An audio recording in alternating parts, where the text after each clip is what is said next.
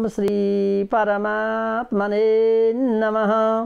राधाराधितयोगीशं राधाराधकमव्ययं राधा मनोहरं वन्दे राधया हृतमानसम्।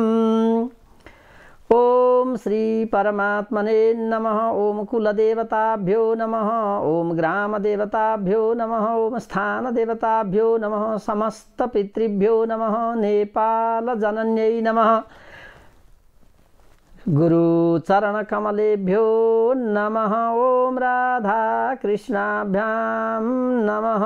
श्रीनिम्बार्क महामुनीन्द्राय नमः। सर्वेभ्यो देवेभ्यो नमः। सर्वाभ्यो देवीभ्यो नमः। सुमुखश्चैकदन्तश्च कपिलो गजकर्णकः लम्बोदरश्च विकटो विघ्ननाशो गणाधिप धूम्रकेतुर्गणाध्यक्षो भालचन्द्रो गजानन द्वादशैतानि नामानि यः पठे शृणुयादपि विद्यारम्भे विवाहे च प्रवेशे निर्गमे तथा संग्रामे संकटे चैव विघ्नस्तस्य न जायते। शुक्लाम्बरधरं देवं शशिवर्णं चतुर्भुजं प्रसन्नवदनं ध्यायेत् सर्वविघ्नोपशान्तये। अभीप्सितार्थसिद्ध्यर्थं पूजितो यस्सुरासुरैः सर्वविघ्नहरस्तस्मै गणाधिपतये नमः।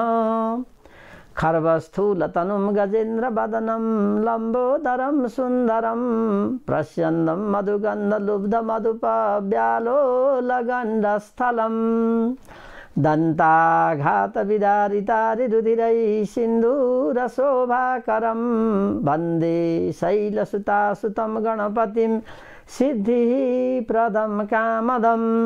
ध्यायेन्नित्यं महेशं रजतगिरिनिभं चारुचन्द्रावतंसं रत्नाकल्पोज्ज्वलाङ्गं परशुमृगवरा भीतिहस्तं प्रसन्नं पद्मासीनं समन्तात् स्तुतममरगणैर्व्याघ्रकृतिं वसानं विश्वाद्यं विश्ववन्यं निखिलभयहरं पञ्चवक्त्रं त्रिनेत्रम् कर्पूरगौरं करुणावतारं संसारसारं भुजगेन्द्रहारं सदा वसन्तं हृदयारविन्दे भवं भवानी सहितं नमामि। करारविन्देन पदारविन्दं मुखारविन्दे विनिवेशयन्तम् वटस्य पत्रस्य पुटे शयानं बालं मुकुन्दं शिरसा नमामि। शान्ताकारं भुजगशयनं पद्मनाभं सुरेशं विश्वाधारं गगनसदृशं मेघवर्णं शुभांगं लक्ष्मीकान्तं कमलनयनं योगिभिर्ध्यानगम्यं वन्दे विष्णुं भवभयहरं सर्वलोकैकनाथं। त्वमेव माता च पिता त्वमेव त्वमेव बन्धुश्च सखा त्वमेव त्वमेव विद्या द्रविणं त्वमेव त्वमेव सर्वं मम देव देव। जय जय श्री राधे। समादरणीय वन्दनीय पूजनीय भगवत्पाद सेवा अनुरक्त भक्त महानुभावहरू, सदा झैं आज पनि यहाँहरूलाई हार्दिक नमन, हार्दिक अभिवादन, हार्दिक हार्दिक हार्दिक स्वागत। हामी यतिखेर सदा झैं केही सिकौं केही जानौं भनेर हाम्रो यो घर बस्दाको समयलाई केही सदुपयोग गरौँ भनेर अहिले यहाँ उपस्थित भइसकेका छौँ। सायद यहाँहरू सबै आफ्नो टेलिभिजन सेटमा उपस्थित भइसक्नु भएको छ, सबैले आफ्ना मोबाइल सेटहरू हेर्न लागिसक्नु भएको छ। किनभने बिहान उठेदेखि बेलुकासम्मको हाम्रो जीवनचर्यालाई यतिखेर कोरोनाले एउटा फाइदा के पुर्याएको छ भने हामीलाई अध्ययन मनन गर्ने समय प्रशस्त दिएको छ। हामी समय अभावले केही कुरा हेर्न नपाउने अवस्थामा थियौँ। आफूसँग भएका किताबहरूको अध्ययन गर्नका लागि हामीलाई समय थिएन, किनभने हामी उज्यालो भएदेखि रातिसम्म खटेर यो सहरिया वातावरणमा आफूलाई अभ्यस्त बनाइरहेका थियौँ। अहिले कोरोनालाई धन्यवाद पनि दिनुपर्छ, कमसेकम आफूले गर्न खोजेका, पढ्न खोजेका, लेख्न खोजेका बाँकी कामहरूलाई अहिले पुरा गर्ने अवसर प्रदान गरेको छ कोरोनाले। त्यसैले अब यसबाट हामीले सन्तोष लिने एउटा उपाय त्यो पनि छ। किन असन्तोष लिएर, चिन्ता गरेर, पीर गरेर मात्रै हुन्छ कि? हामीले रोएर मात्रै पनि त यो हुनेवाला छैन, कराएर मात्रै पनि हुनेवाला छैन, किनभने यसको एउटा गति होला, अवश्यै छ। यसले कुन दिन गएर आफूलाई विश्राम गर्छ त्यो उसैलाई थाहा छ। त्यतिखेरसम्म हामीले यो समयलाई सदुपयोग गरेर हामीले गर्न खोजेका, पढ्न खोजेका, लेख्न खोजेका बाँकी कामहरू केही थिए भने यो गरिहालौँ। भोलि केही गरी यो लकडाउन खुल्यो भने फेरि हाम्रो यो यात्रा अनवरत रूपमा बिहान उज्यालो भएदेखि रातिसम्म पनि चल्नेछ। हामी त कोही रातको समयमा पनि काम गर्नेछौँ, रात्रिको सिफ्टमा काम गर्नेहरू पनि हुन्छौँ, अनि त हामी 24 घन्टा व्यस्त। त्यसैले कोरोनालाई हामीले धन्यवाद पनि दिनुपर्छ। जान्यौँ भने, किन सदुपयोग गर्न त हामीले जान्नु पर्यो, त्यो हाम्रै हातमा छ। यतिखेरबाट हामीले जान्नुपर्ने, बुझ्नुपर्ने कुराहरू भने यी पनि बडो महत्त्वपूर्ण रूपमा रहेका छन्। सायद यहाँहरू सबैले यसै गरेर बिताइराख्नु भएको छ आफूलाई, आफ्नो समयलाई यसै गरी यहाँले बाँडफाँड गरेर बिहान पूजाआजा, चिन्तन मनन अध्ययन, त्यसपछि दिउँसो एकछिन मनोरञ्जन, फेरि बेलुकी पख यसै सबै घरका जहान बसेर छलफल अवश्य गरिराख्नु भएको होला। हेर्नुहोस् त कति वर्ष पछाडि अहिले सबै घरका जहान जुट्न पाएका छौँ। यति धेरै समय पछाडि घरमा जो हामी थियौँ विदेशमा हुने त भइहाल्नु भयो, विदेशमा हुनेलाई अब त्यो सम्भव भएन, तर विदेशमै हुने या स्वदेशमै हामी जो छौँ, घरभित्र भएका सबै चाहिँ भने हामी अहिले सधैँ सँगै बसेर दुःख सुख साटेर, मिठो पिठो खाएर आनन्दपूर्वक बसिराखेका छौँ एकातिर। तर के हामीलाई आनन्द छ त? छैन। यो ख्वाई आनन्दको ख्वाई होइन, यो बसाई आनन्दको बसाई पटक्कै होइन। यहाँभित्र पीडा छन्, व्यथा छन्, वेदना छन्, यो त छँदैछ, किनभने यो मानवीय स्वभाव हो। हामी यतिखेर जतिसुकै मिठो खाए पनि त्यसलाई मिठो मानेर खाइरहेका छैनौँ, किनभने एउटा त्रासको वातावरण हाम्रो वरिपरि घुमिराखेको छ। त्यस्तो अवस्थामा पनि हामीले केही लिन सक्यौँ भने हामी महान हुन्छौँ, हामी बुद्धिमान हुन्छौँ, हामीले समयको सदुपयोग गरेको पनि ठहरिन्छ। ठिकै छ, जातस्यै ध्रुवो मृत्यु ध्रुवम जन्म मृतस्य च। जन्मिएको हो, जन्मदैखेरि मृत्युलाई हातैमा लिएर आइएको छ। जन्मदाखेरि मृत्युलाई हातैमा लिएर आइएको छ, त्यो चिज के नौलो कुरो भएर मात्रै के हो भने यस्ता महामारीबाट चाहिँ नमर्न पाए हुन्थ्यो, सहज मरण भइदिए हुन्थ्यो भन्ने मात्रै हाम्रो एउटा चाहना हो। त्यो पनि अब उसको विचार हो, जसले हामीलाई यहाँ पठायो, जसले यो संसारलाई सृष्टि गर्यो, उसैले अब के गर्ने हो थाहा छैन। तर हाम्रा आफ्ना क्रियाकलापले हामीलाई कति असर गर्छ भन्ने कुरा चाहिँ हामीले बुझ्नु अवश्य पर्दछ। त यस्तो अवस्थामा आज पनि कोरोनाले संसारमा के कति हाम्रा आफन्तहरूलाई लिएर गइसक्यो, हाम्रा कति इष्टमित्र दाजुभाइ बन्धु बान्धवहरूलाई हाम्रो काखबाट चुडेर लग्यो। त्यो कुरा जान्नु पनि हाम्रो एउटा कर्तव्य हो, किनभने हामी त वसुधैव कुटुम्बकम भन्छौँ। यो सम्पूर्ण पृथ्वीमा भएका सम्पूर्ण मानिसहरू, बन्धु बान्धवहरू हाम्रा कुटुम्ब हुन्, इष्टमित्र हुन्। एकको अभावमा हामीलाई खड्कन छ त्यो अभाव। त यसरी जाने क्रममा यो 24 घण्टाभित्रको विवरण अहिलेसम्मको हेर्दाखेरि हिजो हामीले यही समयमा भनेको र अहिले त्यही बेलामा आइपुग्दाखेरि सङ्क्रमितको सङ्ख्या 24,82,044 पुगिसकेको छ। कसरी यो फैलिराखेको छ हामी विचार गरौँ त। 24,82,044 जना सङ्क्रमित छन् भने सन्चो हुनेको सङ्ख्या पनि 6,52,150 पुगिसकेको छ। 6,52,150 24 लाखमा बल्ल 6 लाख 6 चौको 24 हेर्नुहोस् त 25% लगभग छ। अघि भन्दाखेरि सिकिस्त हुनेहरूको पनि सङ्ख्या कम छैन। अहिले यो रोग लागेर सिकिस्त अवस्थामा रहनुभएकाहरू हुनुहुन्छ 57,000 को बडो क्रिटिकल अवस्थामा हुनुहुन्छ भने अनि उपचाररत हुनुहुन्छ 16,02,105 जना उपचाररत हुनुहुन्छ। यो विवरणलाई हेर्दाखेरि बडो कहाली लाग्दो छ। कसरी यो आयो, कसरी यसले चाहिँ 24 घण्टामा यत्रा मान्छेहरूलाई लिएर गइराखेको छ, अझै कति लाने हो, यो क्रम अझै बढ्ने पो हो कि, हामीलाई यही त्रास छ। त यसरी हेर्दाखेरि अमेरिका जस्तो राष्ट्रमा पनि सङ्क्रमितको सङ्ख्या 7,92,916 जना पुगिसकेको छ। सङ्क्रमितहरू त्यहाँ त्यति पुगिसक्नु भएको छ 7,92,916 भने सन्चो हुने पनि 72,389 जना हुनुहुन्छ। अनि त्यसै गरी मृत्यु हुनेको सङ्ख्या 42,517 छ। मृत्यु हुनेको सङ्ख्या पनि 42,517 पुगिसकेको छ।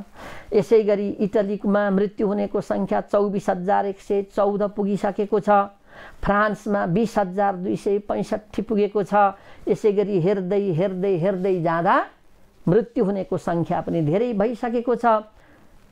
हामी प्रार्थना गरौँ सबैले, हे प्रभु यो कोरोनाको कारणबाट मर्ने सङ्ख्या घटोस्, यो कोरोना हामीबाट बिदा होस्, यसका कारणले हामीले मर्न नपरोस्। हाम्रो नियमित मृत्यु त छँदैछ, त्यसलाई हामीले स्वागतै गरेका हुन्छौँ, त्यसलाई हामीले बडो खुसी साथ हात जोडेर स्वागत गरेका हुन्छौँ।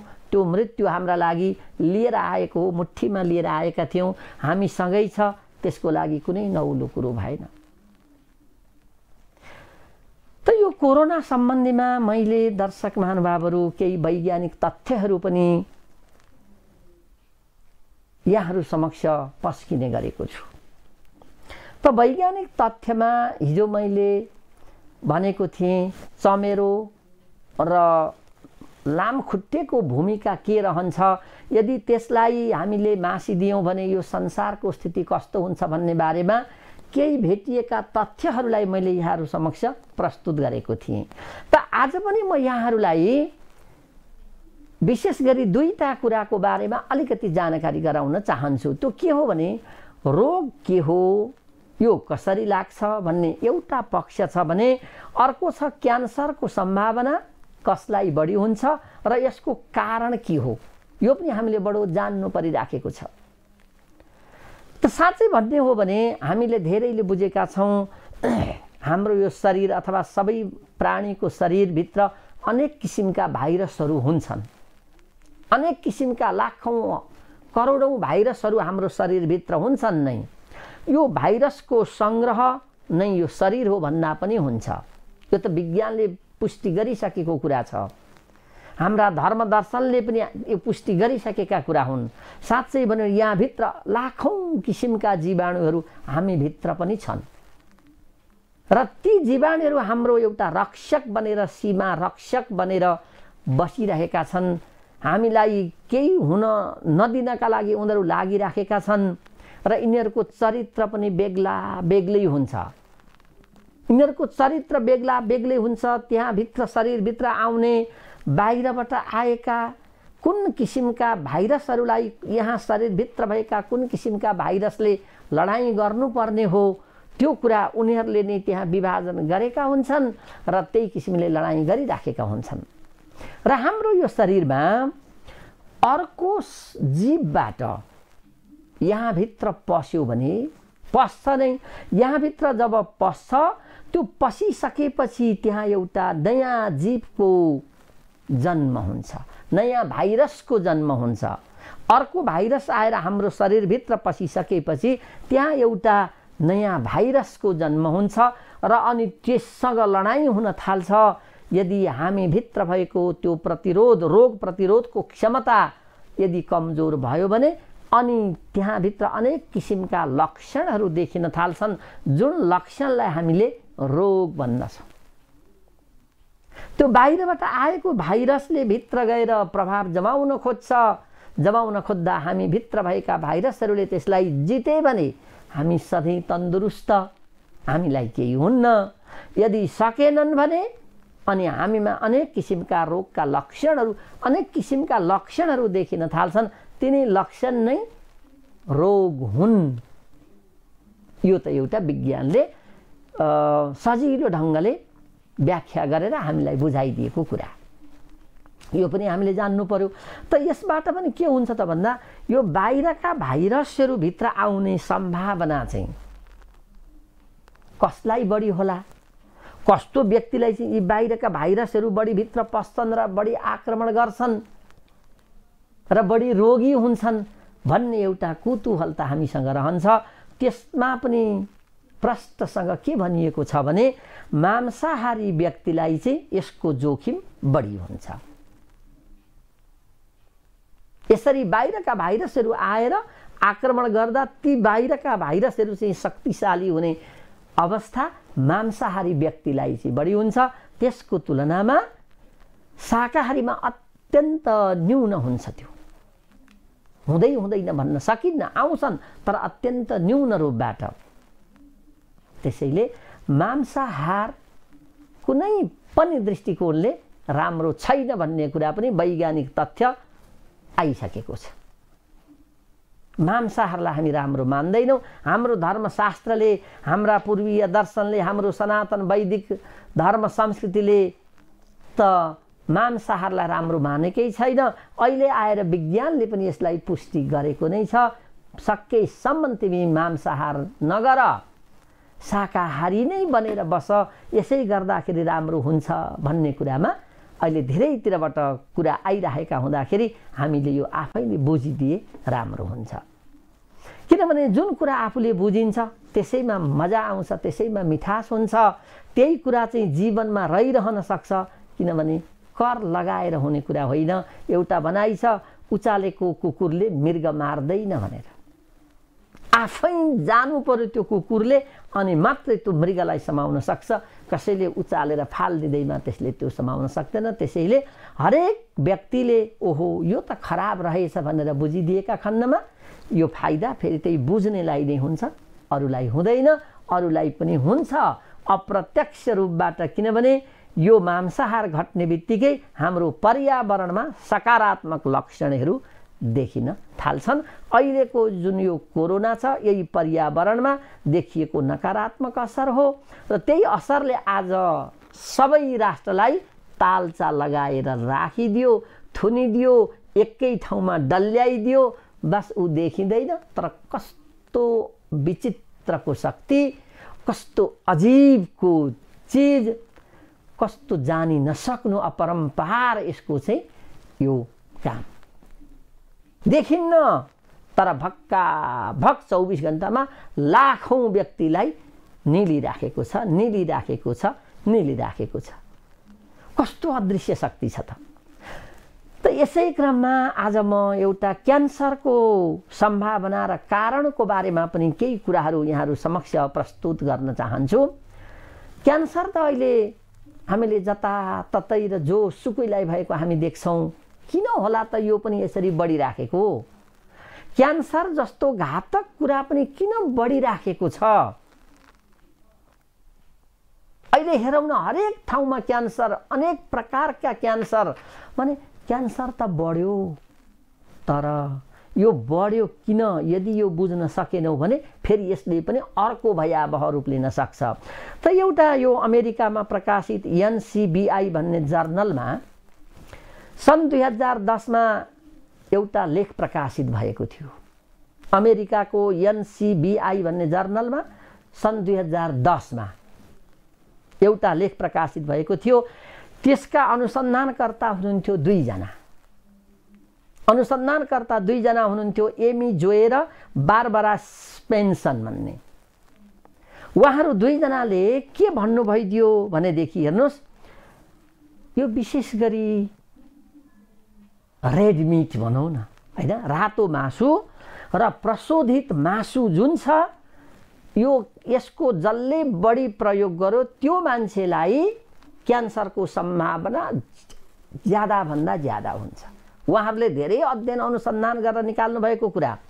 र यो दुग्धजन्य चिल्लो पदार्थ धेरै खाने महिलाहरूलाई स्तन क्यान्सर पनि हुन्छ भनेर उहाँहरूले बताइदिनु भएको छ। अनि त्यसै गरी क्यान्सरको अर्को एउटा कारण जुन अहिले हाम्रो समाजमा ज्यादै बढ्दै गएको छ, उहाँहरूले 2010 मै यो कुरा भनिसक्नु भएको थियो। त्यो के हो भने उच्च तापक्रममा मासुलाई पकाइयो, उच्च तापक्रममा मासुलाई पकाइयो र त्यो खाइयो भने पनि त्यसबाट क्यान्सर ज्यादा भन्दा ज्यादा हुन्छ। त्यो क्यान्सरको मुख्य स्रोत नै हो। जस्तै उच्च तापक्रम भन्नाले फ्राई गर्नु, त्यसपछि पोल्नु, सेकुवा बनाउनु। अहिले त हाम्रो चारैतिर सेकुवा गर्छन् नि, टोलै पिच्छे गल्ली पिच्छे अहिले सेकुवा घर भइरहेका छन्। हामी विचार गरौँ त, हिजो अस्ति एक ठाउँमा कहीँ हुन्थ्यो भने अहिले त फलानाको सेकुवा घर, उसको सेकुवा घर, ओहो त्यो सेकुवाले आफ्नै शरीर सेकिसक्यो, हामीलाई थाहा छैन। हामी त्यहाँ जान्छौँ र त्यसलाई चाहिँ हामी खाइराखेका हुन्छौँ। यो पनि क्यान्सरको प्रमुख कारण हो भनेर त्यतिखेर उहाँहरूले भनिदिनु भएको छ।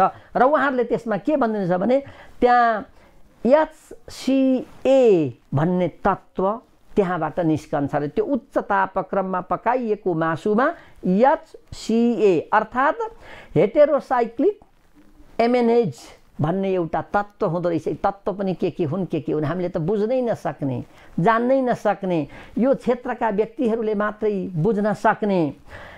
हेटेरोसाइक्लिक एमेनेज भन्ने एउटा तत्त्व निस्कन्छ, जुन तत्त्व चाहिँ क्यान्सरको कोष बनाउने मुख्य स्रोत हो है। त्यसैले यो सेकुवा अथवा फ्राई गरेको उच्च तापक्रममा पकाइएको खानेकुरा एक त नखाऊ, दोस्रो त मासु खाँदै नखाऊ, किनभने त्यसमा पनि हुन त अहिले पनि सुनिन्छ यो मलाई रेड मिट चाहिँ खान्न भन्छौँ भनेर कतिले भनेको हामीले सुन्छौँ।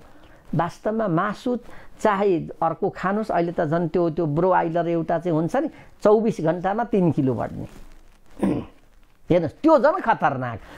यो त कस्तो भनेदेखि हामीले कहिलेकाहीँ देखेका छौँ, काँक्रालाई पनि इन्जेक्सन लगाएर राखेको हुन्छ, फ्रिजमा राख्दा सानो थियो, बिहान फ्रिज खोल्दाखेरि त फ्रिजभरिकै काँक्रो भएको पनि हामीले देखेका थियौँ।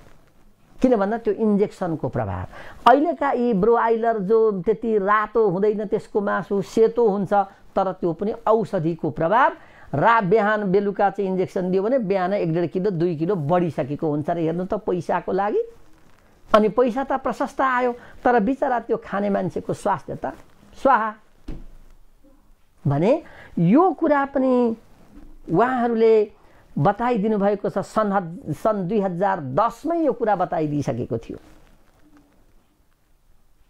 कति महत्त्वपूर्ण कुराहरू छन्, हामीले नबुझेर त हो। अब यस्तो कुरा चाहिँ शाकाहारी व्यक्तिलाई त्यो क्यान्सर बनाउने स्रोत शरीरभित्र हुन्न र त्यस्ता व्यक्तिहरू 99.99999 चाहिँ सुरक्षित हुनुहुन्छ। बाँकी अपवादको रूपमा हुने कुरा त छँदैछ, निमित्यान्न नहोला तर मात्रामा कम हुन्छ भनेर उहाँहरूले बताइदिनु भएको छ। त त्यसै गरी अर्को अमेरिकाकै अर्को साइन्स म्यागाजिनमा क्याटी ल्याङ्गिनको एउटा प्रश्न थियो। साइन्स म्यागाजिनमा क्याटी ल्याङ्गिनको एउटा प्रश्न थियो। उहाँले के प्रश्न राख्नु भएको थियो भने सबै अमेरिकीहरू शाकाहारी भए के होला? कस्तो मजाको प्रश्न। सबै शाकाहारी अमेरिकनहरू शाकाहारी भइदिए के होला भनेर उहाँले प्रश्न राख्नु भएको थियो। त्यसको उत्तर दिने क्रममा भर्जिनिया पोलिटेक्निक इन्स्टिट्युटका अनुसन्धानकर्ताहरूले बडो राम्रो उत्तर दिनुभएको छ। भर्जिनिया पोलिटेक्निक इन्स्टिट्युटका अनुसन्धानकर्ता उहाँको उत्तरलाई के भनिदिनु भयो भने यदि 320 मिलियन अमेरिकनहरू यदि शाकाहारी हुने हो भने त्यो हरित गृह ग्यास जुन छ, हरित गृह ग्यास त्यो लगभग 28%ले घट्न सक्छ। जब त्यो हरित गृह ग्यास है त्यो बढ्यो, त्यति यहाँ तापक्रम बढ्ने हो। त्यो तापक्रम बढ्ने बित्तिकै त फेरि पृथ्वीमा अर्को एउटा चौपट हुन्छ। हामीले नै तापक्रम बढ्यो भनेर भनिरहेका थियौँ, आइराखेको थियो। अहिले पो हाम्रो यो गाडीहरू सारा कुराहरू अलिकति कम भएकाले वातावरण पनि पहिलेको जस्तो भयो, अब त पुरानै हावापानी पो देख्न थालियो भनेर भनिरहेका छौँ।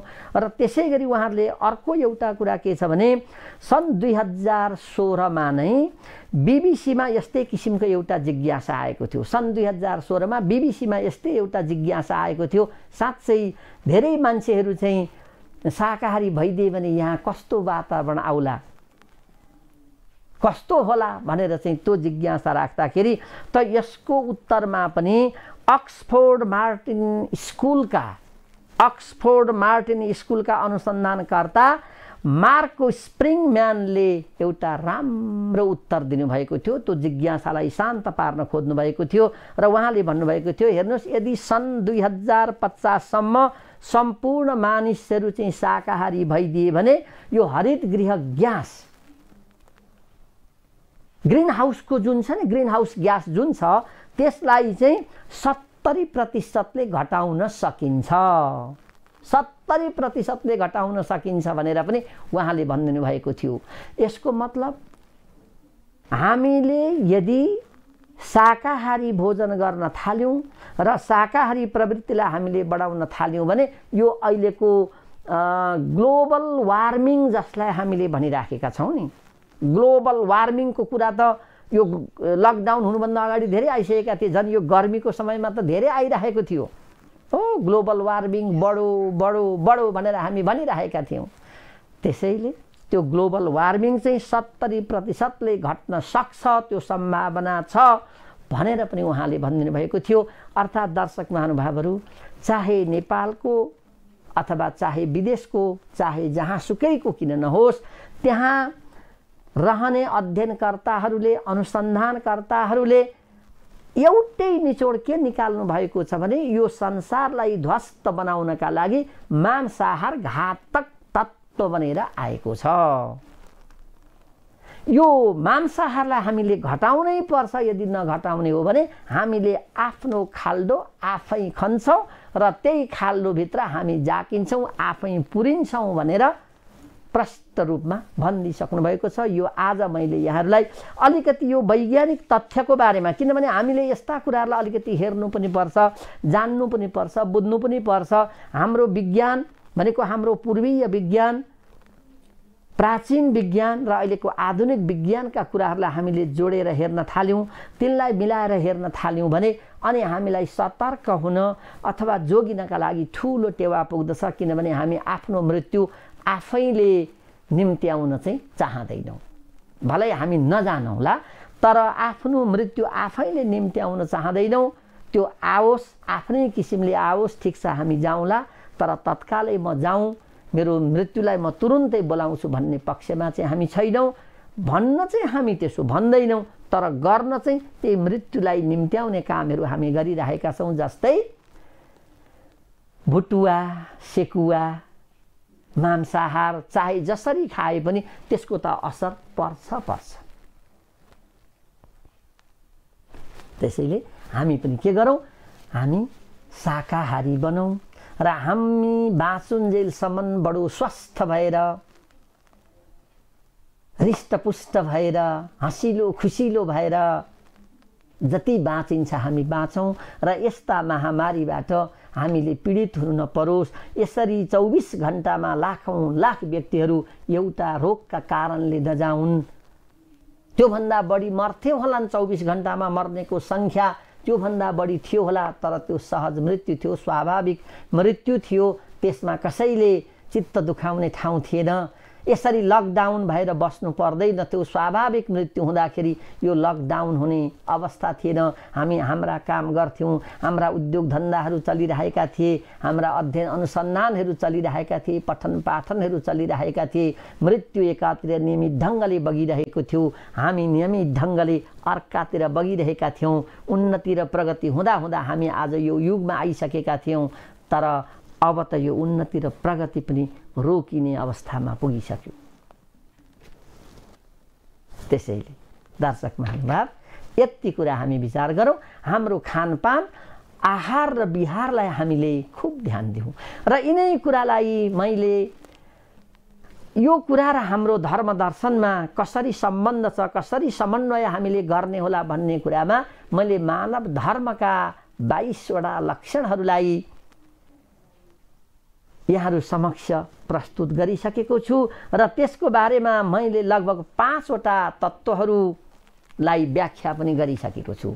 अब आज यिनै वैज्ञानिक तथ्यका साथसाथै यिनैसँग सम्बन्धित राखेर ती कुरामा जुन वैज्ञानिकहरूले भने त्यस कुरामा हाम्रो धर्मशास्त्रले के भनेको छ त, कसरी हामीलाई त्यतातिर नलाग्न सिकाएको छ त, त्यो पनि अब हामी विचार गरौँ। हाम्रो शास्त्रले भन्छ, ए मनुष्य हो, तिमी धर्मको पालना गर है। धर्मम चर, धर्मम चर भन्छ। धर्म गर, धर्म गर, धर्म गर, धर्म गर। यो के होला धर्म गर भनेको मतलब तिमी आफू अनुशासित बन पो भनेको रहेछ त। कुरो नबुझेर पो हामी त बडो रणभुल्लामा परेका रहेछौँ त। धर्म गर भन्थ्यो, धर्म किन गर्नु? मुख धोएर त्यति खाइदिए पनि त हुन्छ नि। के को मन्दिर गइराख्नुपर्छ, के को पूजाआजा गर्नुपर्छ, के को सत्यनारायणको पूजा लगाउनुपर्छ, के को चाहिँ जन्माष्टमीको पूजा लगाउनुपर्छ, के को रामनवमीको व्रत, यो सब वाइहातो भन्थ्यौँ होला हामीहरू। व्रत बस्न भनेपछि हामीलाई बडा दुःख लाग्थ्यो होला। तर त्यही ठाउँमा फास्टिङ भनेपछि हामी प्रतिस्पर्धामा जान्थ्यौँ होला। अब म पनि फास्टिङ बस्छु, स्लिम हुनु पर्यो, यो बडी त भेत्री भएन, अब स्लिम हुनु पर्यो भनेर हामी त्यतातिर चाहिँ लाग्दाखेरि मक्ख पर्छौँ कि हाम्रो त्यो एउटा परिपाटी भयो। यसको मतलब आफ्नो कुरालाई बिर्सेर अर्काको कुरालाई चाहिँ हामी के किन होला भनेर लिन्थ्यौँ। तर त्यो भित्र पनि उही हाम्रै कुरा लुकेको छ। उही घुमीफिरी रुम्जाटार भने जस्तो आखिरी आएर कुरो त त्यही नै टुङ्गिन्छ। त धर्मले हामीलाई गराउँदो रहेछ, आचरणमा रहन सिकाउँदो रहेछ। आचरणमा रहनुको अर्थ, सबै आचरणमा रहनुको अर्थ वातावरण राम्रो हुँदो रहेछ, यो पृथ्वीलाई भार हुँदो रहेनछ, यहाँको हावापानीलाई कुनै असर पुग्दो रहेनछ। हाम्रो आचरणले यहाँको जमिनलाई पनि असर पुग्दो रहेनछ, पानीलाई पनि असर पुग्दो रहेनछ, हावालाई पनि असर पुग्दो रहेनछ, प्रकाशलाई पनि असर पुग्दो रहेनछ, ध्वनिलाई पनि असर पुग्दो रहेनछ भन्ने कुरा अहिले धेरै कुराहरूबाट हामीले जानिराखेका छौँ। र यिनै कुरा जब जब बिग्रन्छन् तब तब के हुन्छ? रोग लाग्छ, महामारी आउँछ। अहिलेको अवस्था पनि त्यही नै हो। हामीले हाम्रो वातावरणलाई, हाम्रो पर्यावरणलाई बिगार्यौँ र त्यही बिगार्ने क्रममा हामीले यो सृष्टि भएका सम्पूर्ण जो जति जनावर छन् तिनलाई आफ्नो आहार बनाउन मास्दै गयौँ। त्यो मास्दै गएपछि तिनीहरूले हामीलाई असर गर्ने जीवजीवाणु खाइदिन्थे, त्यो खाइदिने कोही भएन। त्यसको सङ्ख्या घट्यो, खाने 1-2 वटा होलान् तर बन्ने धेरै भए, अनि त्यसले हामीलाई नै आक्रमण गर्यो। किनभने यहाँ धेरै, हिजो मैले भनेको थिएँ नि, एउटा चमेरोले जीव भनेको मनुष्य र वनस्पतिलाई असर गर्ने 12 किसिमका ती जीव जीवाणुलाई खाइदिन्छ।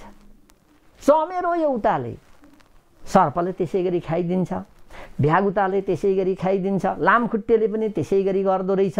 पनि खै हामीले बुझ्यौँ। विज्ञानमा पस्न एकदम सफल भएका व्यक्तिहरूले भने हामीले अनुसन्धान गर्न सकेनौँ र मात्रै, नत्र यो संसारमा सृष्टि भएका हरेक प्राणीको सृष्टि सञ्चालनमा ठुलो भूमिका रहेको छ भनेर उनीहरूले ठोक्कुवा गर्दैका छन्। अहिले आएर हाम्रो धर्म संस्कृतिले त्यतिखेरै भनिसकेको थियो, ए तिमी कसैलाई पनि चोट नपुर्याऊ है, त्यो चोट पुर्यायो भने त्यो चोट तिमीतिरै फर्किन्छ भन्थ्यो। नभन्दै अहिले हामीले चोट यत्रो पाइरहेका छौँ कि यसको कुनै अकल्पनीय र अनियन्त्रित ढङ्गबाट आइरहेको यो चोटलाई अब कसरी रोक्ने होला भनेर हामी त्राही त्राही भइराखेका छौँ।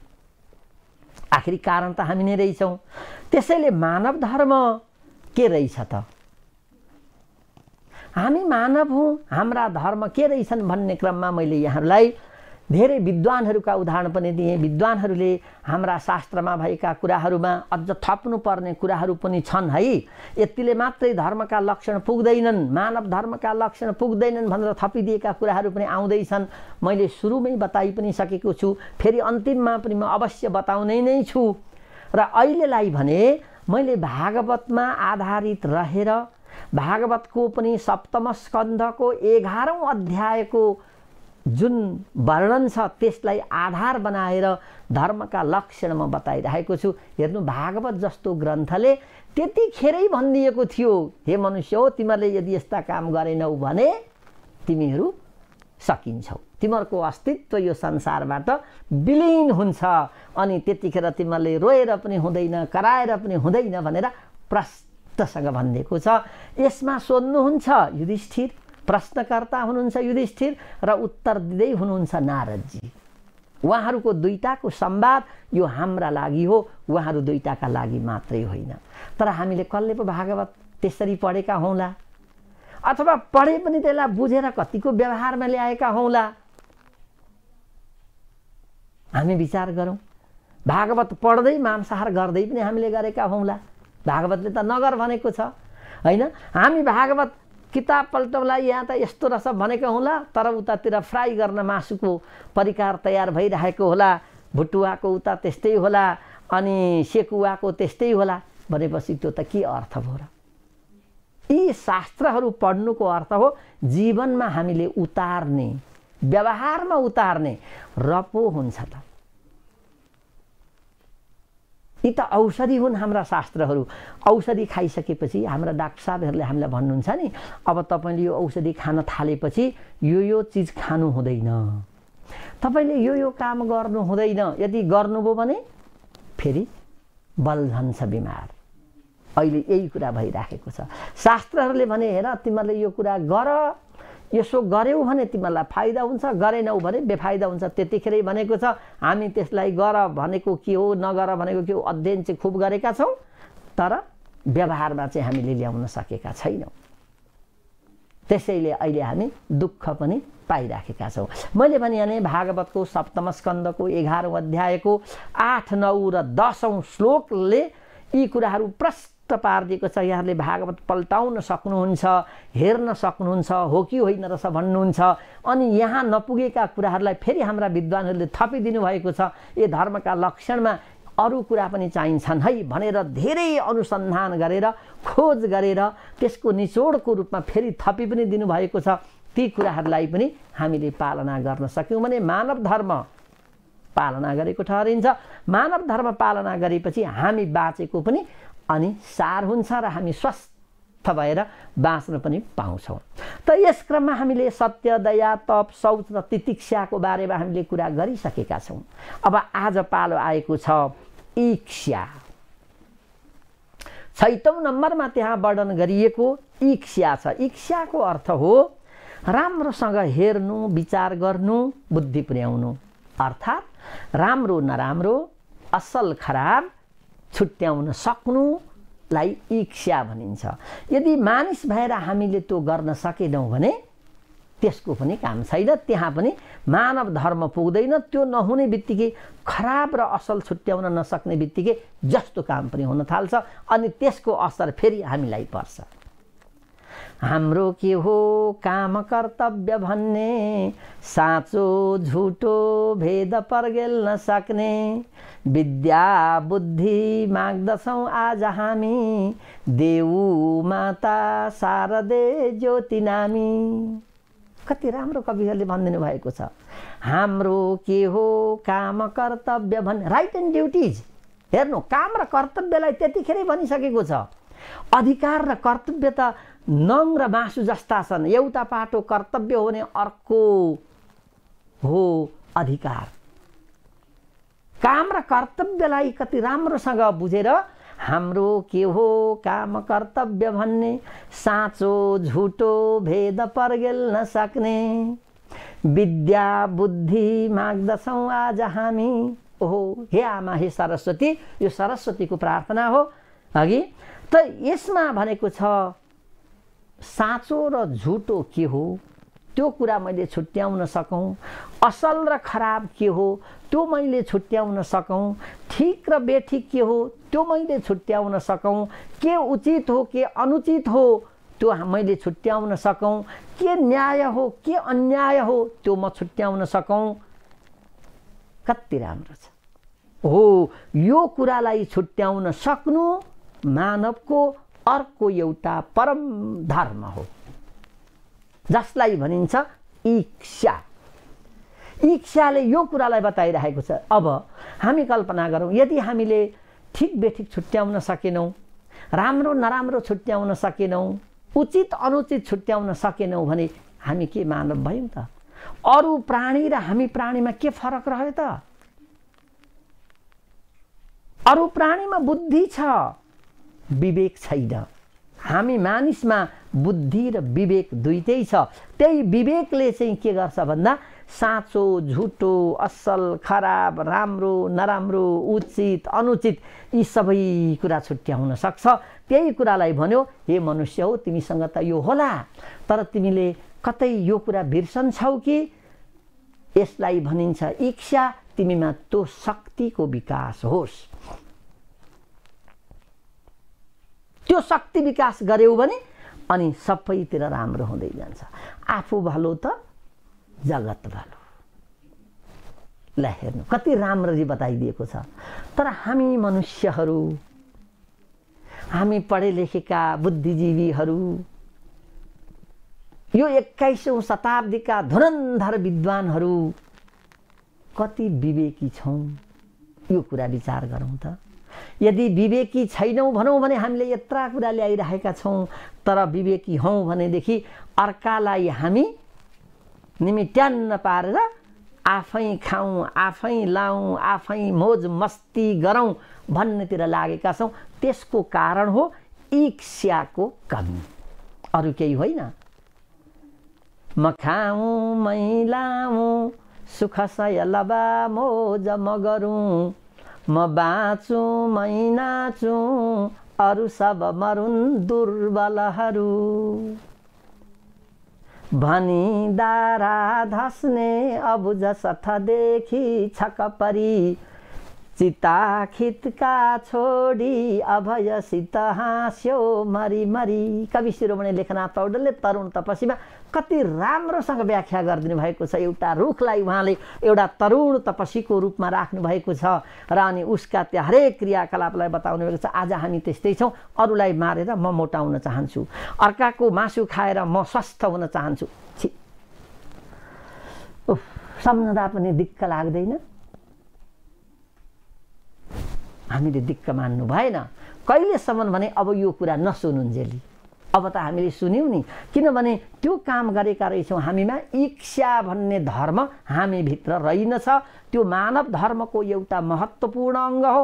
त्यो इच्छा ममा रहेनछ। मैले साँचो झुटो असल खराब उचित अनुचित भन्ने कुरा मलाई त्यसको अभावले गर्दा भएको रहेछ भन्ने कुरा हामीले थाहा पाउनु पर्यो नि। हामी गयौँ डाक्टर कहाँ जचाउन र त्यस्तो केही भइदियो भने उहाँहरूले भन्नुहुन्छ, ए हजुरलाई त यो रोग लागेको कारण यो भिटामिन पो कमी भएको रहेछ त, यो भिटामिन खानुहोस् बस यहाँलाई ठिक हुन्छ, अथवा यो तत्त्व कम भएको रहेछ तपाईँलाई ठिक हुन्छ भनिदिइहाल्नुहुन्छ। हामी त्यो खान्छौँ, त्यसपछि हामी फेरि तन्दुरुस्त हुन्छौँ। अय्या अय्या गरेर चाहिँ हामी ओछ्यानमा सुतिरहेका बेलामा पनि औषधिको मात्रा ठिक हुन थालेपछि अनि जुरुक्क हामी उठ्न खोज्छौँ। हो, यी भनेका यस्तै तत्त्व हुन्, यी भनेका भिटामिन जस्तै हुन्, यी भनेका औषधि नै हुन्। के का लागि? के रोग निको पार्नका लागि, अथवा यो खाउँदाखेरि के बनिन्छ त भन्दा सच्चा मानव बनिन्छ। यो त्यस्तो औषधि हो, यो त्यस्तो औषधि हो जुन औषधिले सच्चा मानव बनाउँछ।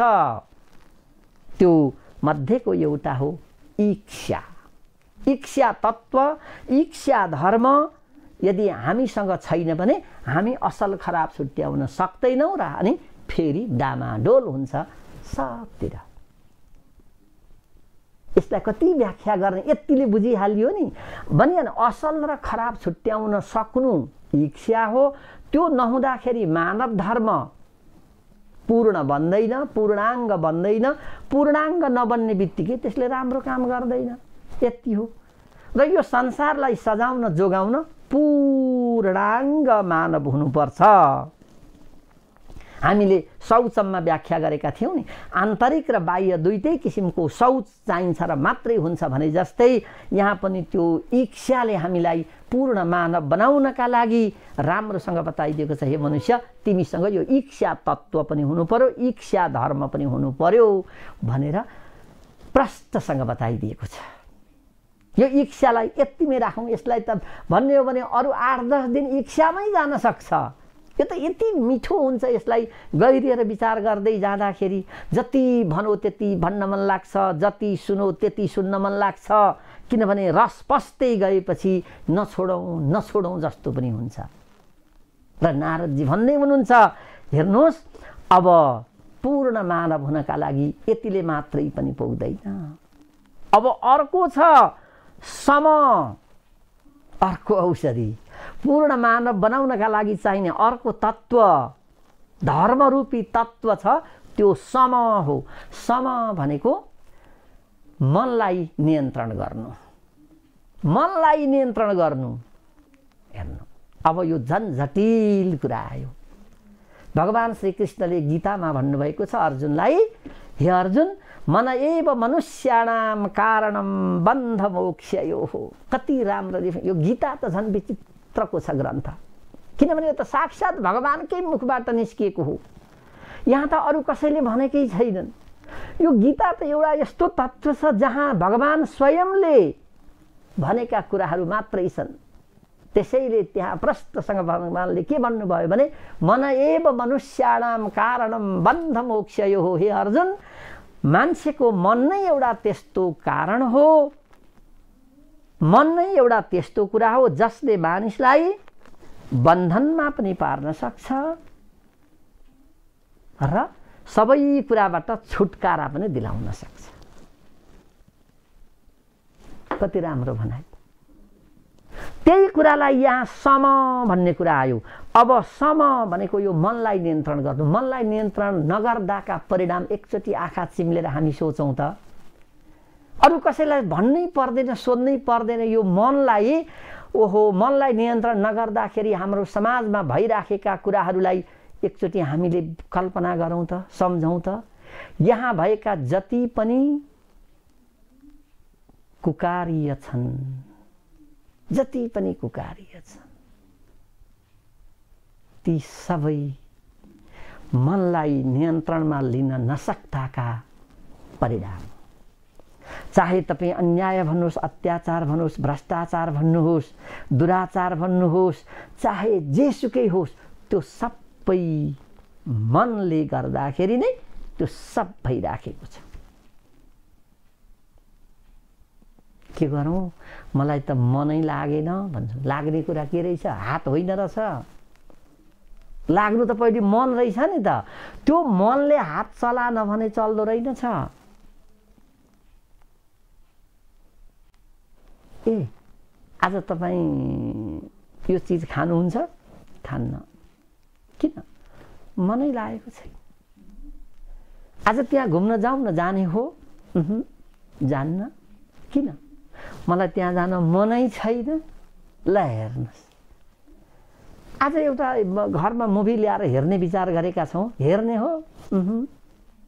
हेर्दिन। किन? मनै लागेको छैन। तपाईँ यो कुरा मलाई बताइदिनुहोस् न। बताउँदिन। किन?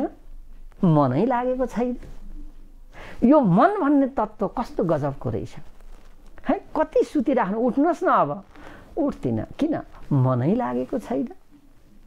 ए सुत्नुहोस् न, अब त सुत्ने बेला भइसक्यो, रातिको 10:30-11 भइसक्यो, किन नसुत्नु भएको? खै मनै लागेको छैन सुत्न। ल हेर्नुहोस्, यो मन भन्ने कुरा कस्तो गजबको चिज रहेछ। त्यसैले त्यसलाई भनिन्छ समह। समह भन्ने यो पनि एउटा मानव धर्मको बडो महत्त्वपूर्ण कुरा हो, जसलाई हामीले मानव धर्म अथवा धर्मको लक्षण, किनभने धर्म र मानवता एक आपसमा एकदम नजिकैसँग छन्, देह र छाया जस्तै हुन्। यो शरीर जहाँ जहाँ जान्छ त्यहाँ यो छाया जान्छ, छायालाई हटाएर शरीर मात्रै जाने होइन। चन्द्रसँग चाँदनी त देहसँग छाया, कति राम्रो गीतै छ नि। चन्द्रसँग चाँदनी त देहसँग छाया भन्ने यो गीत हेरौँ त, जति जति टाढा गयो त्यति लाग्छ माया, आहा कति मिठो।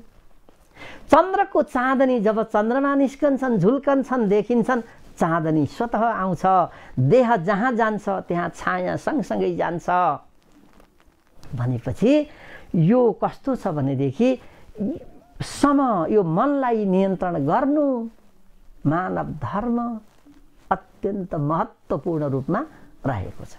मनलाई नियन्त्रण नगर्दा अनि जसले मनलाई नियन्त्रण गर्न सक्दैन, जसले मनलाई नियन्त्रण गर्न सक्दैन, त्यसै व्यक्तिबाट मात्रै सब हुने नहुने के हुने अब सबै कुराहरू हुन्छन्। मन त हो, त्यो मनलाई नियन्त्रण गर्दाखेरि लोभ र पाप दुईटै सँगसँगै आउँछन्। लोभ र पाप, बाफ यी दुईटा एकै ठाउँमा भयो भने के हुन्छ होला विचार गरौँ त। लोभ र पाप सँगै भइदिए भने त बस। कवि बालकृष्ण समले लेख्नु भएको छ, यो दुईटै हुँदाखेरिको एउटा कुरा, एउटा उदाहरण यसैसँग होइन, एक ठाउँमा उहाँले भन्नुभएको छ, स्वास्नी मानिसको जाल लोग्ने मानिसको बल, यी दुईटैसँगमा हुँदा बन्थे मानिस राक्षस भनेर यस्तै के लेख्नु भएको छ है।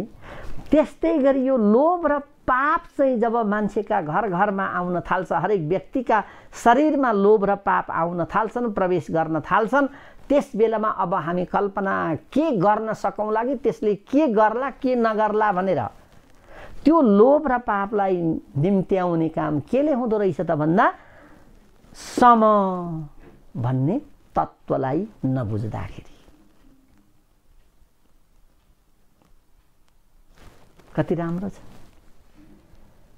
मानव धर्मका लक्षणहरू हामी जति गहिरिएर हेर्छौँ कति मजा आउँछ। ओहो, के हामीले कहिले यसरी गहिरिएर सोचेका थियौँ होला? कहिले हामीले वो मन त यस्तो रहेछ, पढ्न त पढेका थियौँ होला है, मनलाई एकदम नियन्त्रणमा राख्नुपर्छ, मनलाई नियन्त्रणमा राखिएन भने केही हुँदैन भनेर हामी भनियै हुन्थ्यौँ, पढे पनि हुन्थ्यौँ, तर कहिल्यै घोत दिएर ओहो यसले के परिणाम ल्याउँछ होला भनेर सायदै हामीले सोचेका थिएनौँ होला।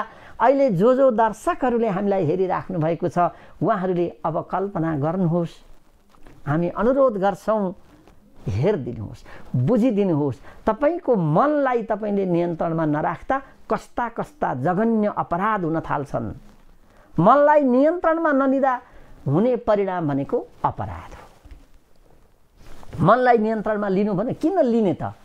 मनलाई नियन्त्रणमा लिँदा के हुन्छ भन्दा मनलाई नियन्त्रणमा लियो भने अपराध हुँदैन। अपराध भनेको कुकार्य हो, अपराध भनेको नराम्रो काम हो, नराम्रो काम हो।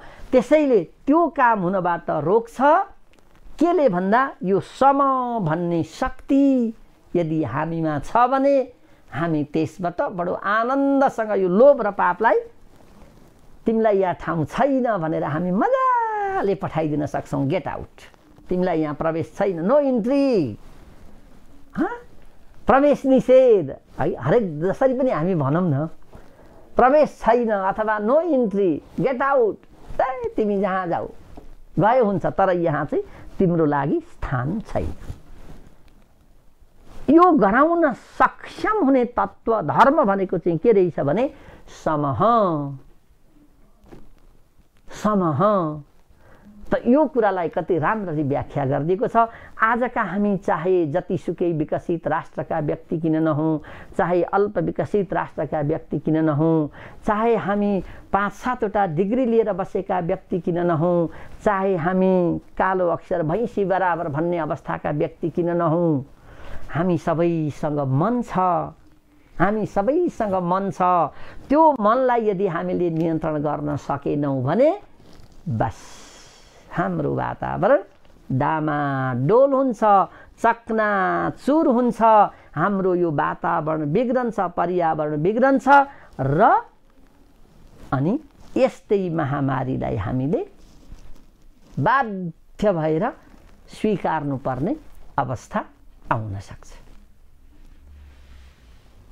कुरो कति सजिलो छ यसो बुझ्दाखेरि, सुन्दाखेरि नौलो जस्तो पनि लाग्दैन, यो त जानेकै कुरा हो। तर लु जानेकै रहेछ, कतिजनाले यसलाई चाहिँ प्रयोग गरेका छौँ, सकेका छौँ। ल विचार गरौँ त, कुरो जानेको सबैले छ, तर मनलाई नियन्त्रणमा लिन सक्ने व्यक्ति चाहिँ हामी को छौँ त? हामी हेरौँ, कर्मचारी वर्गले त्यत्तिकै हेरौँ, नेतागणहरूले हामीले चाहिँ नेतागणले पनि त्यत्तिकै विचार गरौँ। सबभन्दा बढी त कर्मचारी र नेताहरूले विचार गर्नुपर्ने कुरा छ यो त।